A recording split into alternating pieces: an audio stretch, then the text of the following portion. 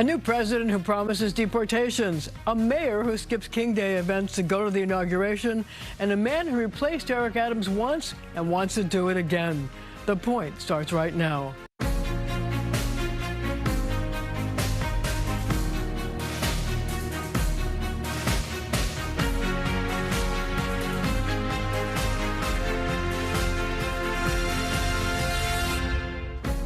Zellnor Myrie took over Eric Adams' Senate seat in 2019. Now he wants to do it again. But first he has to get through a contentious Democratic primary. So my first question to you is this. There are lots of people who want to run for mayor. How do you plan to differentiate yourself from everybody else who's running? Marcia, I'm a born and raised New Yorker. I spent my whole life in this city. Would not be who I am today if not for this city. I went to public schools here. My parents, when they came from Costa Rica, worked in factories when they got here. I went to Brooklyn Tech for high school, Fordham for undergrad, Cornell for law school. I was able to work at one of the best law firms in the world, not too far from here at Davis Polk, and ran for state senate to represent the same district that I was born and raised in. So I'm a New Yorker through and through. I think New Yorkers care about two very basic things. They want to be able to afford to live here, and they want to feel safe here. Okay. That's the kind of mayor that I want to be. I want to wake up every single day thinking about how I can make the city more affordable, how I can make it more safe. Well, one of the things you've talked about is building more apartments. You have what I would call a moonshot plan. You want to build a million apartments, 70,000 a year. Now, I would say to you, where, how, why, how do you make this happen? We used to do big things in this city. We built the Empire State Building in 13 months. Stunning. Stunning. But we used to do big things here. So when people tell me, all right, Z, you want to get 70,000 units a year, you want to create 700,000 over 10 years, you want to preserve another 300,000 in that same time period, I say we absolutely can do it because we used to do it in the 1920s. Yeah, but we haven't done anything since the 1920s. Well, I think that's why New Yorkers are looking for some new leadership. I mean, that's like a century ago. That's exactly right. And here's how I plan to do it. I want to do three basic things. I want preservation, I want protection, and I want production. On the production side, I think we need a combination of rezonings. I think we need to loosen up some of the statutes that make it harder to build. But I also think it's important for us to look at areas that are already dense. We've already made some changes to the law on the city and state level that allow for that type of building. We need some creativity. A lot of the neighborhoods that we take for granted today didn't exist back in the day. Co-op City, Battery Park City. It took somebody that had imagination. It took somebody that had the political courage to do it. I want to get elected on this mandate to create more housing, bring up the supply so we can bring down the demand. But do you think you're going to have to go to landlords and say, we're going to give you tax abatements and tax breaks? I mean, how are you going to do it? I mean, it takes money to build housing. Where is that money going to come from? Is it city money, state money, federal money, private money? How are you going to do it? Part of this is going to require some incentives, but that's actually not the majority of the plan. Part of my plan is to incentivize the market to build in places where they've already demonstrated that they want to build. Tax breaks? So I think there should be some tax breaks, but that's not the majority of the plan. Part of what I want to do, for instance, is to revitalize NYCHA and actually get the resources in to meet the capital needs. But how do you revitalize NYCHA? Do you have to rebuild it, or do you take land that they have there and build new housing on the land that's available? I think we got to do a little bit of both. I think we have a lot of land, as you mentioned, that is underutilized, and so we have an opportunity to build there. And I think we also have people that live in apartments that are in disrepair. I used to represent Brownsville in the state senate. So how do you repair them? I mean, they're living in them. So some of this is going to require for us, and this is going to be by the tenants and the residents' choice, for us to offer them the opportunity to either get repairs or to wait for a new unit in an apartment. I think that's going to require some creativity. And where's the money going to come from that? NYCHA depends most of the money from the federal government. And the federal government right now isn't exactly a big friend of New York City. That's exactly right. And part of why I think it's important that we build on the underutilized land is that we can have some mixed income to help provide some of the revenue that we're going to need for those repairs. So look, you're hardly a household name. How are you going to get people to know who you are and focus on you as a candidate? It's early. It's January. This race is going to be in June. We are really excited because we have raised the requisite amount of money to get public matching. I'm excited because I've got donors in every single city council district and every community board district. And over the next couple of weeks and months, I'm going to be talking to as many voters as possible. I think we're going to have enough resources that when people are fully paying attention, we're going to be able to get our name out there. So one of the things that I've been thinking about a lot lately is the fact that most of the candidates who are running for mayor are running to the left. They're progressive candidates, and one of the messages of the November election was that voters are moving more towards the center. Do you think that you're going to have to change your positions and move more to be more of a centrist in order to appeal to New York voters who are, for a large part, you know, tired of paying taxes, tired of having prices go up, and they're looking for somebody who's going to be more moderate in that area? I think New Yorkers care about competent leadership that is going to put their needs first. I think any mayor that is focused on making the city more safe and affordable is going to have a vision that resonates with New Yorkers, regardless of where people might put them on the political spectrum. My vision for this city is one in which everybody feels safe to get on the subways and to take the buses. Cops? I think we do need more cops. Really? And I think it's important for us to say that and be clear-eyed about this. We have a 20-year low on the police force right now. We have Detective Bureau that has been decimated over the past 25 years. We do need more cops, and I think it's important that we also have them smartly deployed. I'm getting on the train every day like most New Yorkers, and we're in situations where New Yorkers are suffering right in that subway car, and people feel threatened, both for that individual and for themselves. So I do think that we need a smarter law enforcement strategy that does require more cops, that does require more coordination amongst the agencies. Marcia, you know this. We got between 2,000 and 2,500 chronically mentally ill people in this city that all of the city agencies know. They know these individuals, but none of these city agencies talk to each other, and there's no single person that is held accountable. That means that you have to take them off the street against their will, which is something that the present mayor talks about all the time. Well, I think you got to have the competence and care about the nuts and bolts to actually get it done. What we do now is we send people to Rikers Island where they get worse, or we send them to the emergency room where they cycle right out. I think that there is an in-between space there where people can actually get diagnosed, actually get the help that they need, so that they're no longer suffering and on a real path to recovery. So does Eric Adams need to be replaced? Yes, he does. Why? I think people are frustrated with what we've seen coming out of City Hall. This is a mayor that ran on public safety, yet we feel less safe. We have an affordability crisis. But his numbers are down. I mean, he had a press conference earlier in the week where he showed 20,000 guns he's taken off the street. Shootings are down. You know, murders are down. So why don't people feel safe? And you don't think that he, as a former cop, knows how to deal with public safety? Well, he's demonstrated that he does not have the ability to do that. We've had 4 police chiefs over the past 3 years, the largest police department in this country with instability right at the top. And New Yorkers don't feel safe.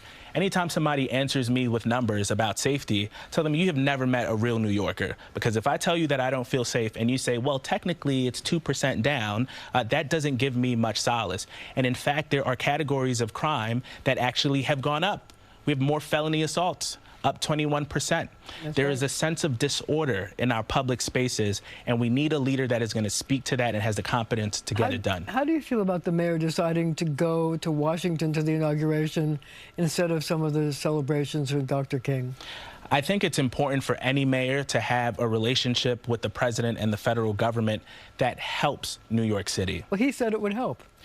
We have seen just in this first week of this presidency that Donald Trump has no interest in helping this city, that he is in fact interested in hurting us by attacking vulnerable New Yorkers, attacking sources of our economy, removing federal funding that we need. That doesn't help New York City. His vision.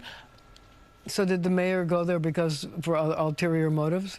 I think he leaves a lot to be desired. If he is someone that is seeking a pardon, who is in his own legal trouble, and there is a president that can grant that to him, I think New Yorkers are going to ask the question of whether or not he is seeking that pardon and putting himself and his career over that of New Yorkers.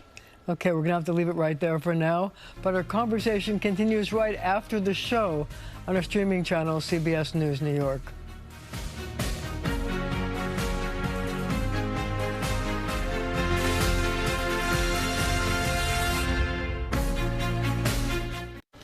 The boys are back, and there's lots to talk about with political consultant O'Brien Murray and political analyst and assistant professor at the University of Mount St. Vincent, J.C. Polanco. And that is a real mouthful. Well, I appreciate you saying it. You're more educated. My students love to hear it. You've got more titles and education than me. What am I doing here? Wow, you're the bad.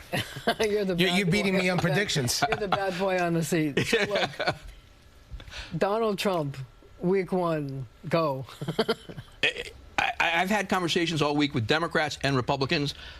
For even the Democrats, put aside even the policies, they are amazed and in awe. The joke on one of the calls was, that wasn't there last week with our guy. I mean, what you're seeing today, he's executing and doing things, and he's doing what he said he was going to do, and he is doing it with a vengeance. He's also giving incredible acts to the press.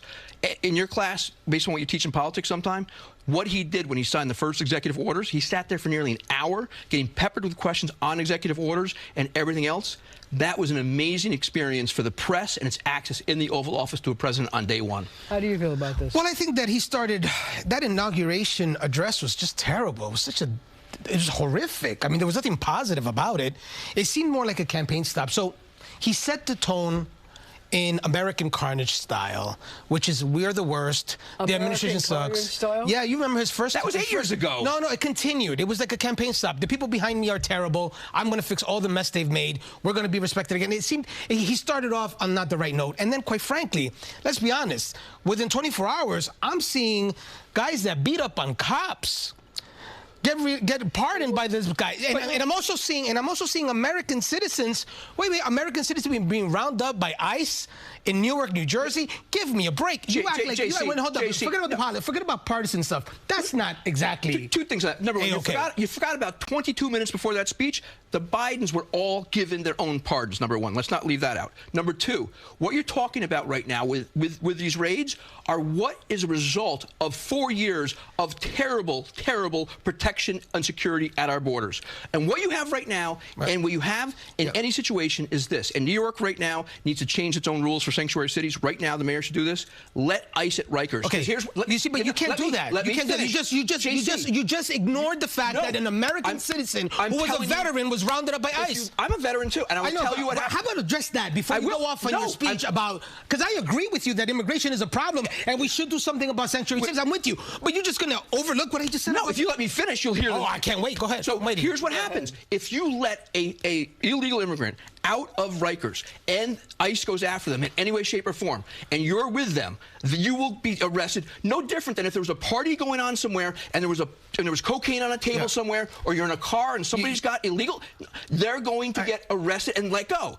Number one. Number two, if they were to arrest the individual at the prison, at Rikers, instead of putting them at home with their family and with others, then there will not be. You will not put people in harm's way or police. Obi. Is it a bad idea to let ICE back into Rikers? Absolutely not. I think it's an important thing for us to do. We have to get the bad folks out. I mean, anybody in New York City. So you're saying ICE should be allowed back into Rikers? ICE must be allowed. We have people. This is what's crazy about this. No, but this is what I don't understand. He wants to tell you, Marcia, that everything is hunky dory and that this president is just amazing. And he stuck to all his promises. But time out. Let's talk about this president in the first week. In the first week, he started off on the wrong note. Within minutes, he's signing these most ridiculous executive orders, ending birthright citizenship through an executive order, knowing full well that's not how you handle that. And then he's going to pardon some folks that hurt police officers. That's a problem for me. Wait. I want to ask a question. So let's take a breath, and let's talk about the fact that he pardoned everybody from January 6th. So there was no discrimination about if you had a weapon, if you attacked the police. That's a problem, Marcia. Wait, let me finish. And when he was asked to explain it, he said it would have been too difficult to try to do each individual case, so I just did a blanket pardon. The question I have for you is this. We know that he did the pardons, but he also was supported by a lot of police organizations and law enforcement organizations. Will this move color their views of him going forward because there's a lot of resentment? So a couple things on that. Number one. Of course there's always a couple with Obi. Can I get a minute? Number one, he'd signed the big numbers to begin with. Agree with that. He also did separate out. When I was watching the signings, there was less than 20 he signed out separately for commutation instead of pardon, which is a very big difference there from a legal standpoint. More importantly, anyone that attacked a police officer, did violence and damage to the property, needs to be looked at separately.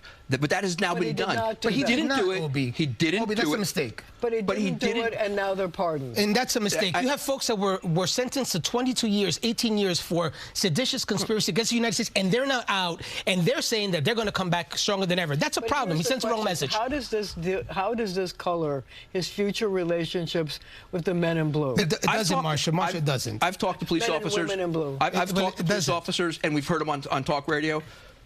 Without being a poll, it's 66%, 2/3 of them are in favor of what he did, and they're okay with it. There's a police officer I heard say, there's a police officer that has said that I have had more damage done to me, and they're let out right away. The truth is, I don't think anything is going to impact the law enforcement's relationship with President Trump. It's a cultural connection that he has with them that I can't explain it even after these pardons. But let's be honest about it. That was a mistake. We're going to look back at that. We're going to look back at those things. These are people that have pled guilty, Marcia, to committing crimes against the United States, and he just let them go. I want to change the topic. I want to talk to you about Eric Adams making a decision to go to the inauguration instead of going to several Martin Luther King events. Good idea, bad idea? Bad idea for the Democratic primary. Great idea for Mayor Eric Adams, because he's now more connected with President Trump. There's a connection there that he may need in the future. But as far as Democratic Party politics, in a primary, for you to not be here, it's a problem. It's great that he put the city before himself. And I think what he's doing right now is something, if you think about Chris Christie, when Sandy occurred, and when President Obama landed in New Jersey, and Chris Christie gave him the hug during the Romney campaign in the final days when we had Sandy, all that mattered for him was New Jersey. What matters now is New York City. And what the Biden White House did to this city during the immigration crisis was turn its back. So you're buying the idea that the mayor has been floating that he was indicted because he attacked the Biden administration about border control? I think we have an issue right now with the U.S. attorney who wrote that the timing on what was being inspected and so forth was a challenge to that timeline. But yes, I think there was a reason for why certain things happened to this mayor for what we're talking about.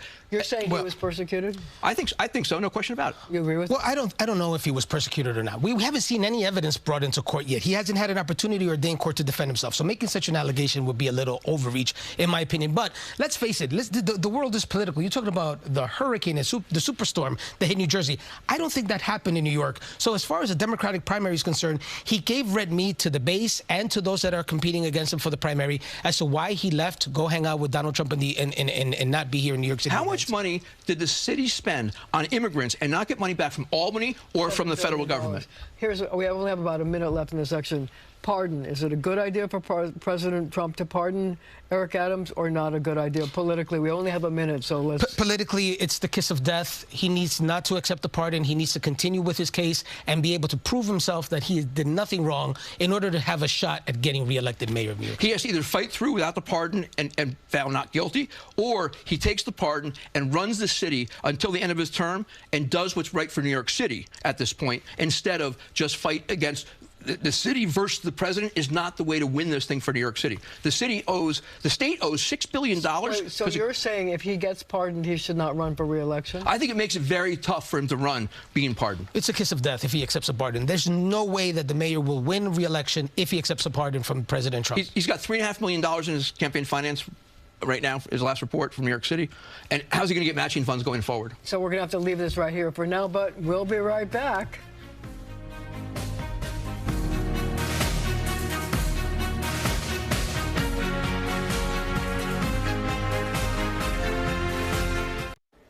Thank you for joining me. Joe Biden has left the building after listening to an inauguration speech that was highly critical of his 4 years as the leader of the free world.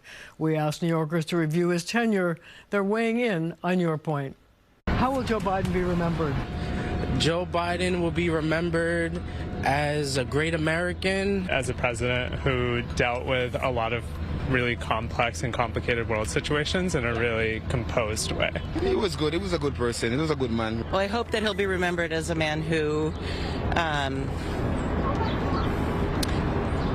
did his best and who delivered in a really difficult time and took our country to a place of economic stability, even though there's a great deal of inflation. I think he's going to be remembered as the last president who stood up for women and women's rights. How do you think Joe Biden will be remembered?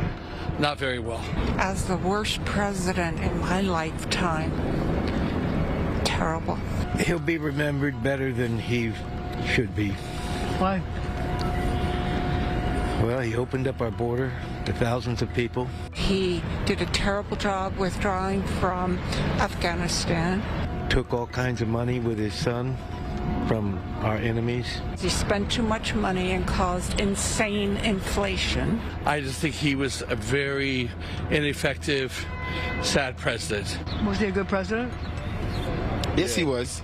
I think so. I think he was a great president, and we're going to miss him very much. I think, like most presidents, he was mixed. I believe he stood by what Americans would stand for, and he didn't make things up, and he also believed in justice. Was he a good president? Absolutely. In what way? His CHIPS Act is excellent, pursuing an industrial policy that makes us a stronger nation. The compassionate programs he's done to help people, and also, the way that we're fighting climate change and doing all these other programs for infrastructure. What's not to like? If you could send him a message, what message would you send him?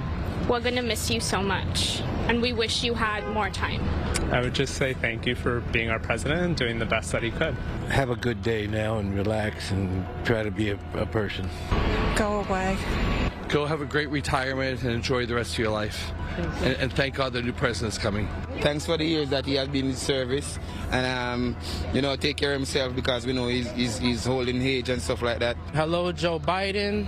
If you're listening, this is for you, because I'm American. I'm an American that stands for what's good, and I believe you do the same. Thank you for your service. Thank you for your service.